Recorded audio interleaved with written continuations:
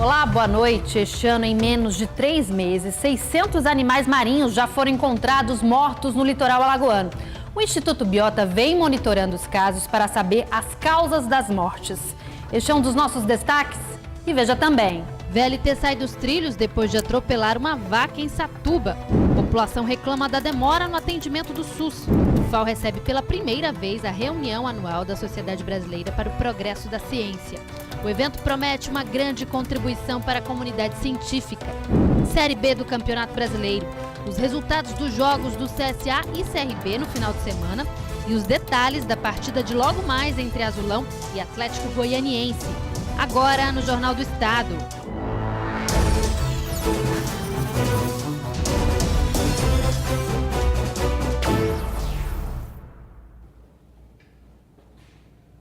Uma casa de tintas pegou fogo agora há pouco na Avenida Cabo Reis, na Ponta Grossa. Informações ao vivo com Italine Marques. Boa noite, Italine. Como é que está a situação por aí?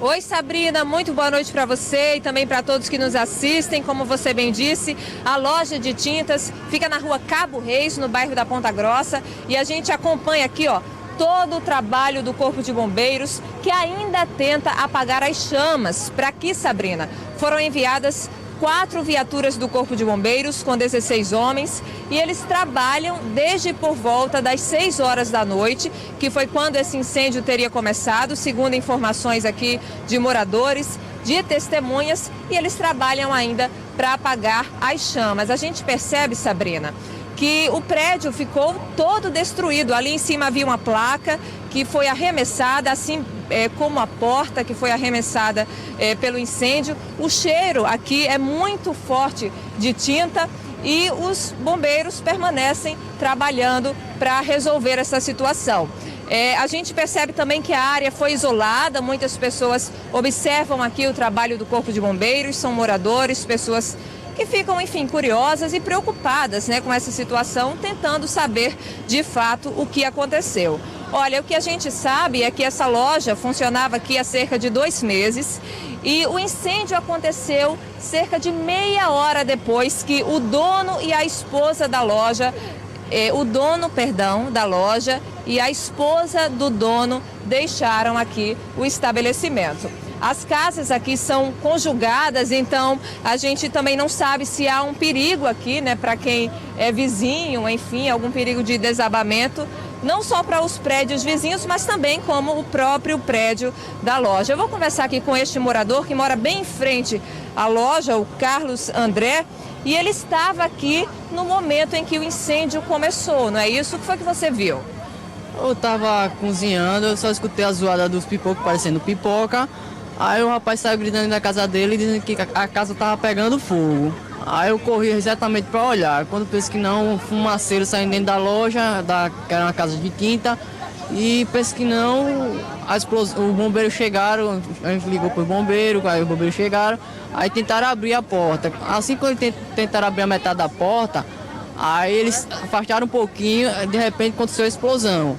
Aí realmente o rapaz que estava do lado saiu gritando, tá pegando fogo, e isso que eu vi. Ok, muito obrigada, Carlos, pelas informações. E o que a gente sabe, por enquanto, é que de fato não há nenhuma vítima desse incêndio, que não havia ninguém dentro da loja no momento em que ela pegou fogo. Sabrina? Menos mal, né, Italine? Muito obrigada pelas informações e a polícia deve apurar o caso junto com o Corpo de Bombeiros. Um laudo deve sair em 30 dias. Os servidores públicos de Maceió decidiram continuar com a greve por tempo indeterminado. Hoje houve uma reunião com o secretário de Gestão, Reinaldo Braga. A prefeitura reafirmou a proposta de 3% dividida em 2 vezes, o que não agrada o movimento. Sobre a decisão judicial que impede que os funcionários ocupem prédios públicos, o Sinteal considera absurda. Amanhã está marcada uma nova assembleia. A reivindicação das categorias continua sendo os 15%. O Instituto Biota de Conservação passou a monitorar as ocorrências para identificar as causas das mortes de animais marinhos em Alagoas. Em menos de 3 meses, cerca de 600 casos já foram registrados no litoral do estado. Nesta segunda-feira, 13 tartarugas foram encontradas mortas no litoral alagoano. Essa foi localizada na praia de Jatiuca. São aproximadamente 600 animais mortos, entre tartarugas, golfinhos e aves, que morreram em aproximadamente 2 meses e meio em todo o litoral, segundo dados do Biota, Instituto de Conservação. Nosso estado não tem uma referência anterior do que seria, de que total seria esse, de ocorrências de encalhes no nosso estado. Porque esse é o primeiro ano que a gente está conseguindo monitorar todas as praias de Alagoas.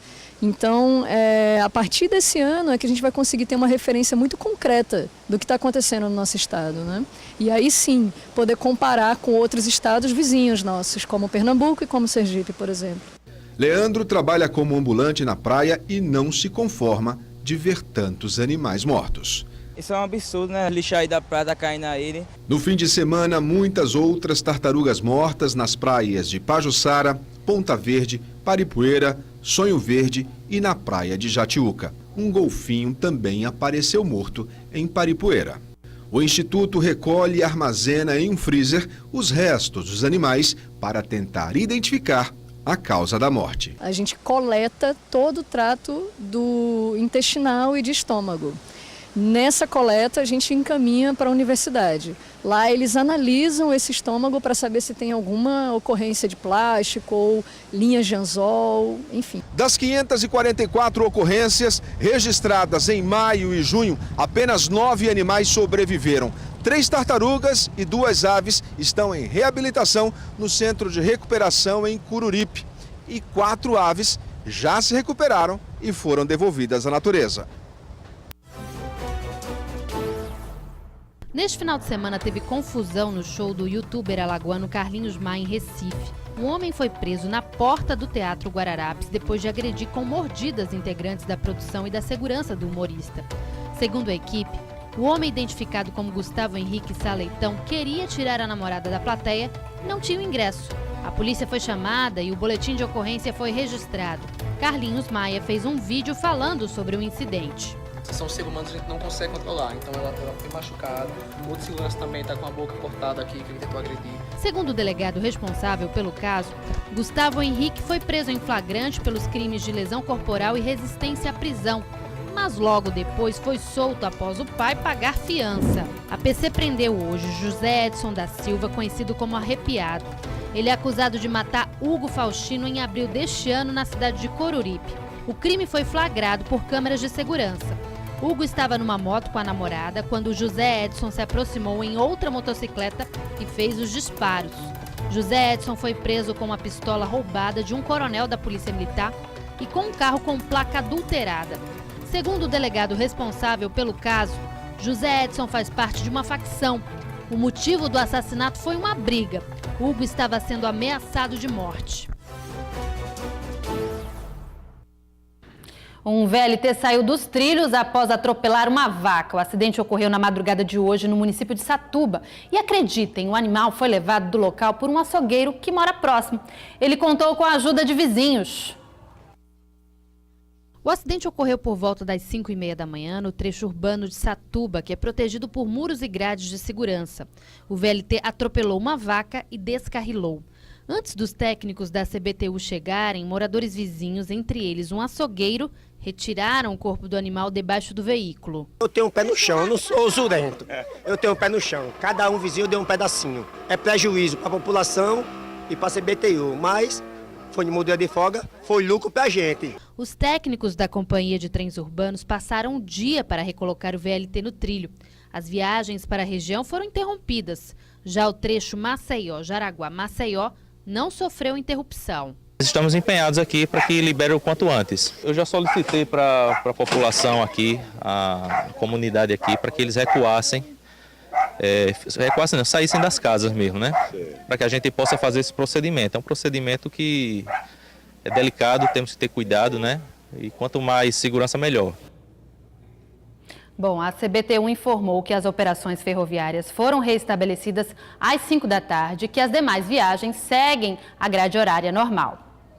Realizar exames realizar exames pelo SUS, o pessoal reclama da demora do atendimento. A Defensoria Pública recebe cerca de 40 casos deste tipo por dia.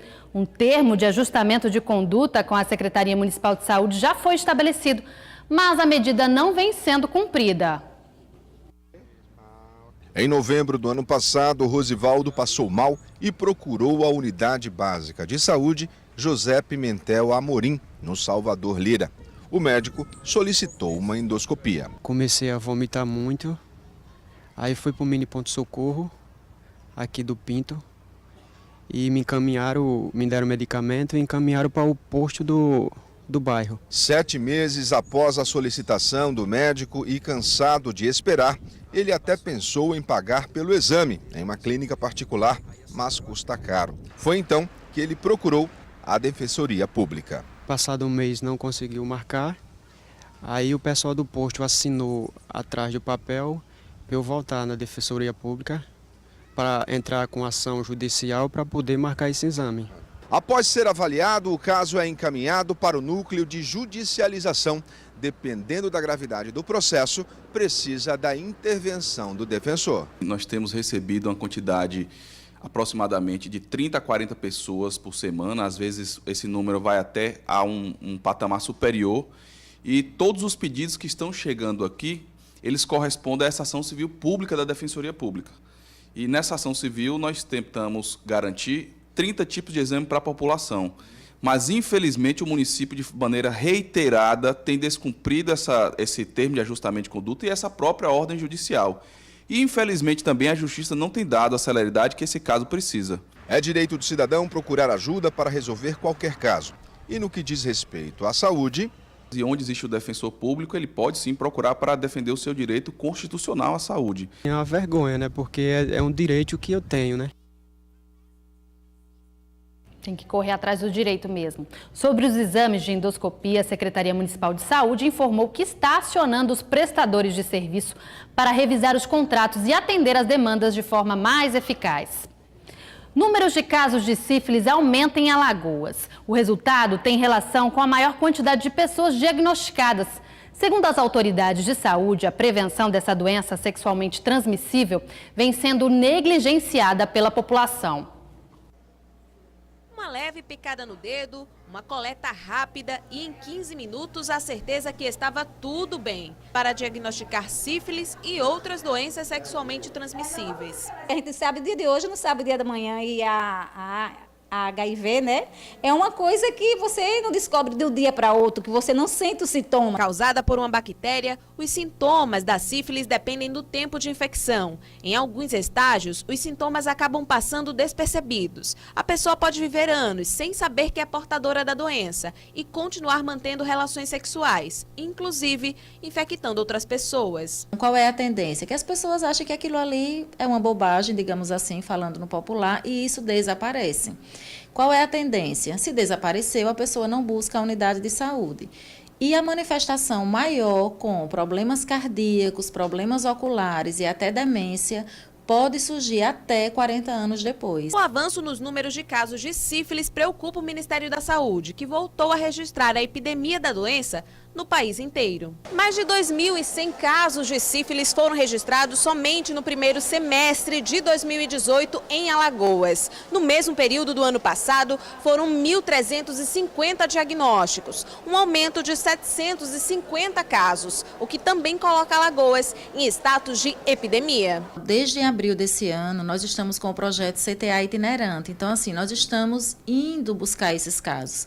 Então, esse reflexo do maior número de casos é também um reflexo do aumento da testagem. No Pan Salgadinho, de 40 a 60 testes são realizados por dia. Até metade da manhã desta segunda-feira, 2 coletas testaram positivo. O número de casos tem aparecido em ambos os sexos, né, mas a gente tem tido uma prevalência no número de casos de homens com sífilis, principalmente de público jovem. Entre os mais de 2.000 registros positivos de sífilis em 2018, cerca de 450 foram em coletas de gestantes. Uma gestante não tratada, esse feto pode nem sobreviver, ou se sobreviver, esse bebê nascer com problemas cardíacos, problemas ósseos, problemas oculares e vinha a óbito.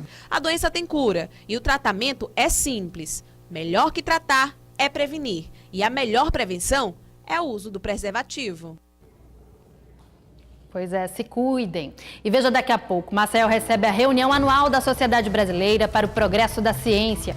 E em instantes também, Série B do Campeonato Brasileiro, os resultados dos jogos do CSA e CRB no final de semana. E detalhes da partida de logo mais do Azulão. É já já.